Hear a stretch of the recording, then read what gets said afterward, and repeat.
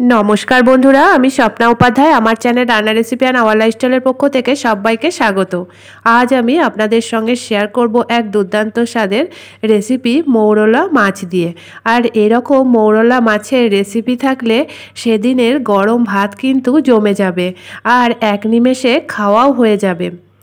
आसुन ताहले देखे निই এই रेसिपिटा आमी किभाबे करब। एखाने आमी निये निয়েছি बेश खानिकटा परिमाण मौरला माछ और मौरला माछगुलोके एबार आमी भालो करे बेছে केटे धुए परिष्कार करे नेब। मौरला माछेर गाये कोनो आँश सेरकम थाके ना, ताई मौरला माछ बाछाओ किन्तु खूबई सुविधा। एरकम हाथेर साहाज्ये एकटू माछटाके केटे निये एभाবে करे माछेर नाड़ी भुड़ी फेले दिए लेजटा केटे फेले दिए परिष्कार करे নিতে হবে। এগুলো বটির সাহায্যে বা ছুরির সাহায্যে করার থেকে হাতের সাহায্যে পরিষ্কার করাই কিন্তু খুবই সুবিধাজনক বলে আমার মনে হয়। এভাবে করেই সব মাছগুলোকে ভালো করে পরিষ্কার করে নিয়ে ধুয়ে ফিরে আসছি। সমস্ত মাছগুলোকে ভালো করে কেটে ধুয়ে বেছে পরিষ্কার করে নিয়ে জল ঝরিয়ে নিয়েছি। এবার মাছের মধ্যে লবণ মাখিয়ে নেব। দিয়ে দিলাম এখানে হাফ চামচ লবণ। মৌরলা মাছের বেশি কিন্তু লবণ দিতে লাগে না, তাহলে বেশি লবণ হয়ে যাবে, খেতেও ভালো লাগবে না। লবণটা মাছের মধ্যে মাখিয়ে নেওয়া হয়ে গেছে। এবার এর মধ্যে দিয়ে দিচ্ছি হাফ চামচ হলুদ। লবণ হলুদ মাছের মধ্যে ভালো করে মাখিয়ে নেব। লবণ হলুদ মাছের মধ্যে মাখিয়ে নিয়েছি। এবার দিয়ে দিচ্ছি বেশ খানিকটা পরিমাণ সর্ষের তেল। তেল দিয়েও মাছের মধ্যে ভালো করে মেখে নিয়ে এটাকে 20 মিনিটের জন্য রেস্ট করতে দেব। এখানে কড়াইয়ে দিয়ে দিয়েছি বেশ খানিকটা পরিমাণ সর্ষের তেল মাছ ভাজার জন্য।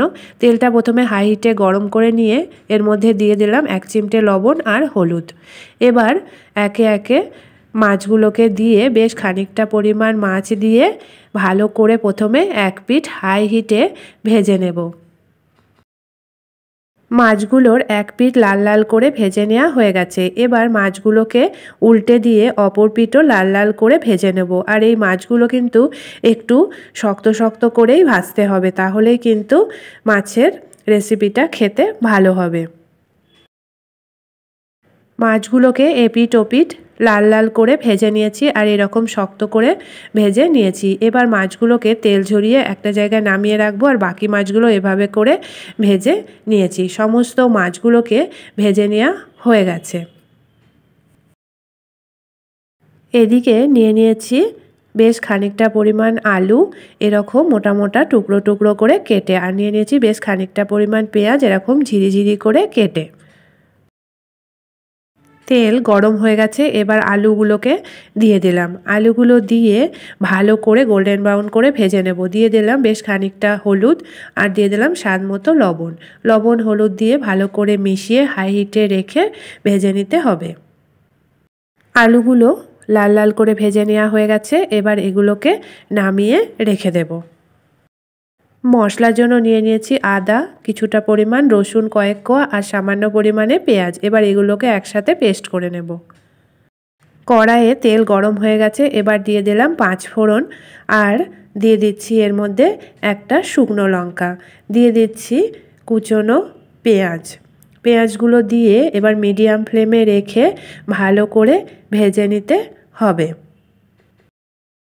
পেঁয়াজটা লাল লাল করে ভেজে নেওয়া হয়ে গেছে।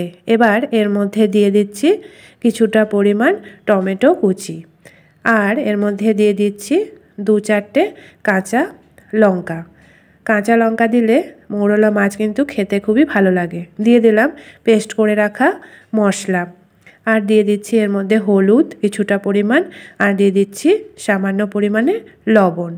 লবণ হলুদ মশলা টমেটো লঙ্কা সব একসাথে এবার ভালো করে কষিয়ে নেব মিডিয়াম ফ্লেমে রেখে। মশলাটা কষিয়ে নেওয়া হয়ে গেছে। এবার এর মধ্যে দিয়ে দিচ্ছি ভেজে রাখা আলু। আলুগুলো দিয়ে আবারও ভালো করে এটাকে কষিয়ে নেব। মশলাটা ভালোভাবে কষানো হয়ে গেছে।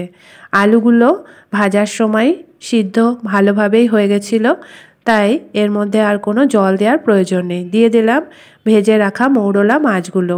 মৌরলা মাছগুলো দিয়ে ভালো করে মিশিয়ে আর মিডিয়াম টু লো ফ্লেমে রেখে বেশ খানিকক্ষণ রান্না করে নিতে হবে। তাতে করে মৌরলা মাছের মধ্যে তেল ঝাল মশলা ভালোভাবে ঢুকেও যাবে আর খেতেও কিন্তু খুবই সুস্বাদু হবে। তৈরি হয়ে গেল দুর্দান্ত স্বাদের রেসিপি মৌরলা মাছের ঝাল। আর এরকম মৌরলা মাছের ঝাল দিয়ে গরম ভাত খেতে কিন্তু আমাদের সকলেরই খুবই ভালো লাগে। এবার এটাকে একটা প্লেটে নামিয়ে নেব। তাহলে বন্ধুরা, আপনারা চাইলে আমার মতো করে এই রেসিপিটা একবার বাড়িতে বানিয়ে দেখতে পারেন। আশা করি সকলের খুবই ভালো লাগবে। ভালো লাগলে লাইক শেয়ার কমেন্ট করবেন। আর আমার চ্যানেলকে এখনও যারা সাবস্ক্রাইব করেননি প্লিজ সাবস্ক্রাইব করে নেবেন। আর আমার ফেসবুক পেজটি প্লিজ ফলো করে নেবেন। আজকের মতো এটুকুই। আবার দেখা হবে আগামী নতুন পর্বে। ভালো থাকবেন, সুস্থ থাকবেন। ধন্যবাদ।